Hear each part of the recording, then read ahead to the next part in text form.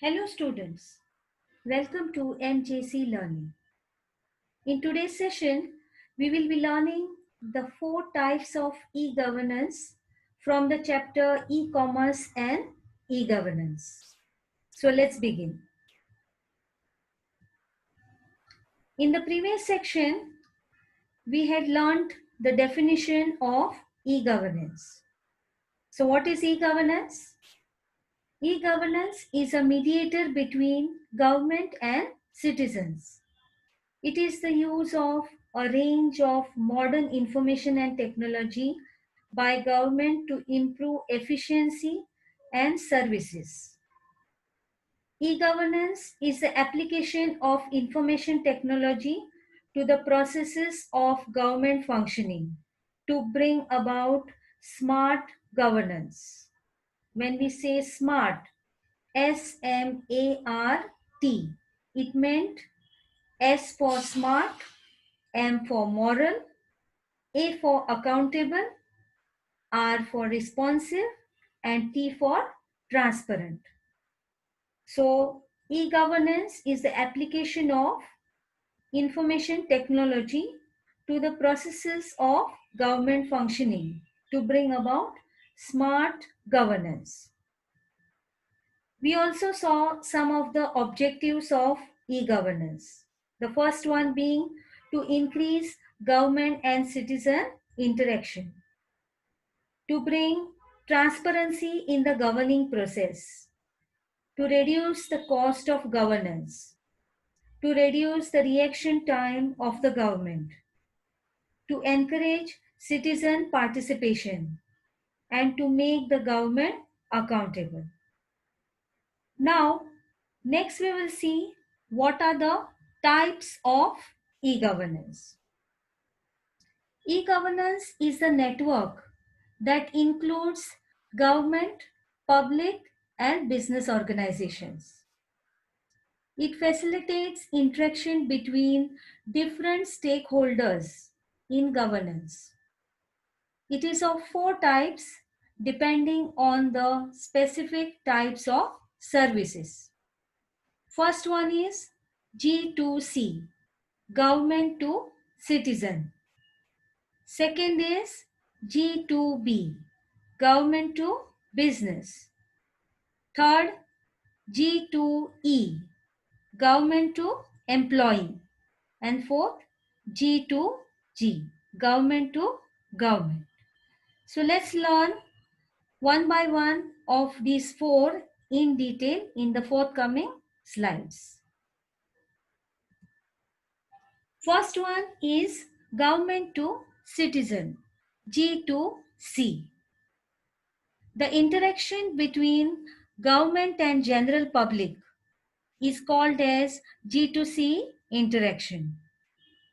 The government to citizen refers to government services which enable citizens to get access to wide variety of public services. Most of the government services fall under G2C. It helps the ordinary people to reduce the time and cost to conduct a transaction. A citizen can have access to the services and share their views and grievances on government policies anytime from anywhere. Many services like license renewals, paying tax are essential in G2C. It also focuses on geographic land barriers, basic citizen services such as online registration of birth, death, marriage certificate, healthcare education services, scholarships, pensions, etc. These all are from government to the citizen. So this is the interaction between government and the general public. Second is government to business, G2B. The government to business is the exchange of services between government and business organizations. It provides access to relevant forms needed to comply. It consists of many services exchanged between business sectors and the government. It aims at eliminating paperwork, saving time, cost, and establish transparency in the business environment while interacting with government. You are filling all the forms, everything on the government portal electronically. So we are not using any sort of paper here, which saves time, cost, and establishes transparency. It enhances the efficiency and quality of communication and transparency of government projects. Government to business includes various services exchanged between government and business sectors. It includes distribution of policies, memos, rules, and regulations. It also focuses on e-tendering, e-auctioning, e-payment, e-filing of tax returns, that is GST or other corporate taxes. So G2B is the exchange of services between government and business organizations. Third one is government to government, G2G. The G2G refers to the interaction between different government department organizations and agencies. In government to government type, government agencies can share the same database using online communication. Government departments can work together. G2G services can be at the local level or the international level. Likewise, it provides safe and secure interrelationship between domestic or the foreign government. Main intent of this interaction is to increase efficiency, performance and output. It includes records, schemes, plans and initiatives by the state government and the central government. Another benefit of G2G is the higher productivity by interconnecting government offices or agencies by sharing data, documents, and improving communication. It also focuses on biometric enabled attendance system. We know about biometric attendance system. G2G focuses on all these for their employees. Public finance management system, online performance appraisal system, and no objection certificates. So this time was the interaction between different government departments, organizations, and agencies. The fourth and the last one is government to employee, G2E. The G2E is the internal part of the G2G sector. G2E aims to bring employees together and improvise knowledge sharing. Similarly, G2E provides online facilities to employees like applying for leave, reviving salary payment record, and checking balance of holidays. The G2E sector provides human resource training and development also. So it is also the relationship between employees, government institutions, and their management.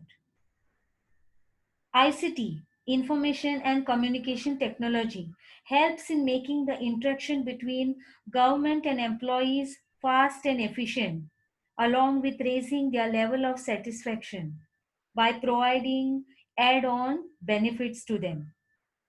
G2E gives employees the possibility of accessing relevant information regarding compensation and benefit policies, training and learning opportunities, and allowing them access to manage their benefits online with an easy and fast communication model.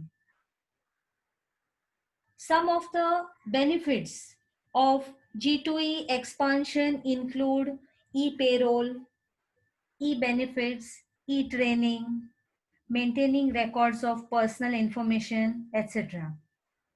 E-payroll means checking paid bills, paychecks, and tax records. E-benefits to check what benefits an employee is receiving and what benefits they have a right to. E-training is to keep employees informed on the important materials they need to know through the use of visuals, animations, videos, etc. And maintaining records of personal information is to keep records of social security numbers, tax information, current addresses, and other information. So, government to employee G2E services include software for maintaining personal information and the record of employees. These were the four types of e-governance. E-governance can only be possible if government is ready for it. It's not a one-day task. So the government has to make plans and implement them before switching to it. Therefore, it has to involve the use of information technology in improving transparency, providing information faster to all the citizens, improving administration efficiency, and improving public services. So today we learned about e-commerce and e-governance in this and the four types of it.